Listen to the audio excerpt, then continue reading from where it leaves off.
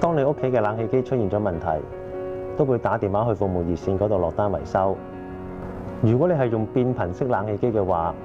你其實可以喺預約維修之前，先用遙控器好快咁揾出個故障代碼，之後喺落單嗰陣時話俾服務人員知道，上門維修嘅時間就會更加快捷準確。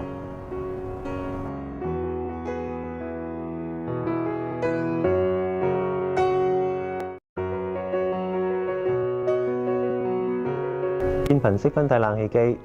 如果出現咗故障嘅話，冷氣機個 timer 燈咧就會不斷咁閃下閃下。咁我哋就可以攞個遙控器出嚟，用個萬字鍵撳住個 check 字，數5秒鐘左右，個版面就會轉咗㗎啦。咁我哋就可以撳住 timer 燈嘅上箭嘴，逐下撳去搜尋個故障代碼。如果你揾唔啱嘅話，個 power 燈就會閃一閃，你就可以嘗試撳下一個。如果你揾到個故障代碼，個 power 燈就會長着，同埋會發出嗶嗶嗶嘅聲響，你就要記錄住呢個代碼。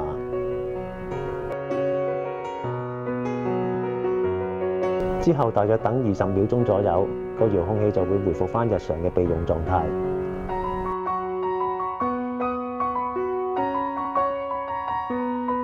記得揾到個故障代碼就即時抄低佢，落單維修嘅時候話俾我哋嘅服務人員知道。咁成個維修程序就會更加快捷暢順㗎啦。